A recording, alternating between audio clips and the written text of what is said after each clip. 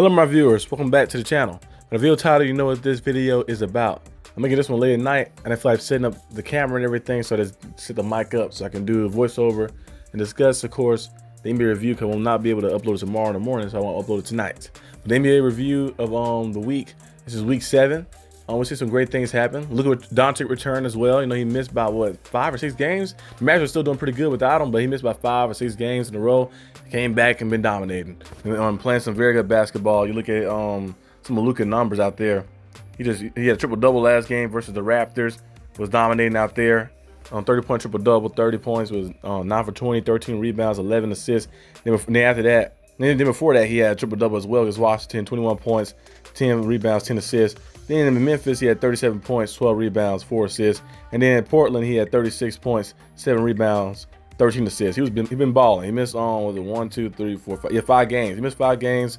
You know, at first, he's back now. He's cooking. He's probably the player of the week. Playing very good basketball out there, dominating. Him and Kyrie Irving is very in sync. And I remember like years back, when they first made the deal happen, I remember I was one of the people that I was like, I don't know if this is gonna work out fully because they both are ball dominant players, so I don't know how this is gonna work. I said, I'm very interested to see how this works, and it's working out well. I think the Dallas Wings doing the same formula too. They're gonna add Paige Beckers to their backcourt with of course Enrique Gumawale like that. So they're doing the same thing, kind of similar a little bit. I guess Dallas just love the scoring tandem, so it's very cool to see exactly what happened with the Mavericks to keep going and going and going on. Last year made the finals, of course.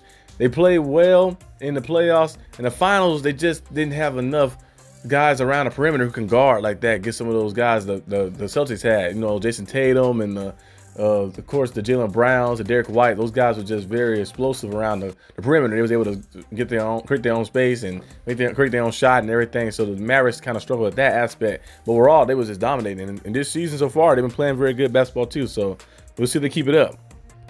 Yeah, but some other news, of course, too as well. You know, just discussing just like some power rankings, of course, as well. Like based off like different articles. There's a Bleacher Report article trying to say like what team ranks where. So far in the first quarter of the season. Of course, you got the Washington Wizards at 30. Now, the Washington Wizards did win a game. They broke their 16-game losing streak. They won a game like that, so that was cool to see. But yeah, they got them at 30 on the list, of course. And they also got, of course, the Utah Jazz at 29, at 4-17. You got the Pelicans 5-18 at 28. And you know, a lot of people have a lot of things they want to say about Zion Williamson. And I'm one of the people too as well, because he has so much talent. When he's healthy, we've seen what he did. He was an all-NBA player. He was an all-star, 27 points per game. He was very good. He was dominant. But he just did not seem to buy in. And you know, people around you can't want it more than you. Like, it's like the coach wanted more than you, or the people around you wanted more than you, then you know, you don't really want it then, because like they shouldn't want it more than you and be telling you, hey, do this, do that, do this, do that, like that to be good. And he had the opportunity to do it. We see LeBron James on 40 years old, the work he put in. Kyrie Irving, we see the work he put in as well. When they was talking about that recently, a lot of different players around the league who are older players, you know, in a sense, like that. You think they put less work in, they put more work in him, and he's still young like that. So I don't know what Zion Williamson like. I don't want to say he's not passionate about basketball, because I don't know, I'm not in his mind to say that, of course, but I just don't know what his motives are. Like his motives in to be a player in the NBA like that, I don't know what it is fully. It seems like he's not really like buying into the stuff, so I don't know. We'll see maybe one day, but right now the Pelicans are sitting at 5-18, and they got a long way to go. Portland, they got them ranked 27 at 8-14. You got, of course, the Hornets at 26, 6-16. I see 16 in LA. You got the 76ers 5-15, and you know they Jeremy McCain, he's been playing pretty good, the rookie like that. Been playing good. You know, Tyrese Maxey, we know he's good and stuff. Joel Embiid has been injured a lot. He got injured today, I think, too, as well. They say he's not going to play against the Bulls game, so he got injured as well. So he's been injured a lot. I don't know if these some real injuries or these some like temper tantrum, fake injuries. He's maybe saying like he's injured, but not. I don't know. I think he had a lot of discourse going on with the 76ers right now, so we don't really know. But the 76ers, entering the season, we thought they're going to be one of the top teams in the East, one of the top teams in the NBA, but they have not shown that consistency. And they have been just basically been out there just getting whooped and getting beat down. So they right now is ranked 25th in the Bleacher Report article, entering the first quarter of the season. Okay, now let's see what's next. Who's next on this list? The Pacers. Pacers 9-14 right now. Toronto Raptors on the 23rd. They're 7-16. Then you have, of course, the Pistons 9-15, which is not too bad for the Pistons. Usually they start out maybe horrible, but they actually have a chance to still push for a playoff spot and a play-in spot at least. Bulls at 21. You have the Brooklyn Nets at 20.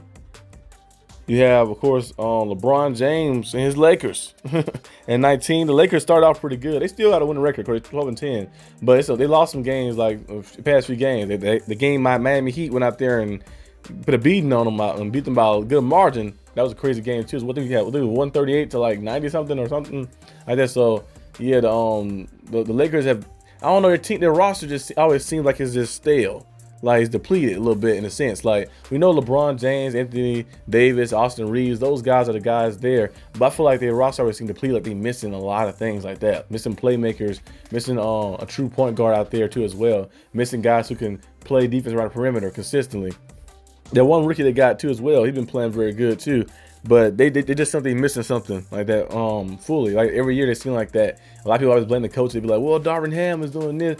And then I see some people blaming JJ Redick. I'm like, it's not JJ Redick's fault. This has been an ongoing thing for the Lakers for the past few years. There's always something happening. They said Frank Vogel was there, he got you to a championship. Then the following year, they lost in the first round, then got fired and stuff as well.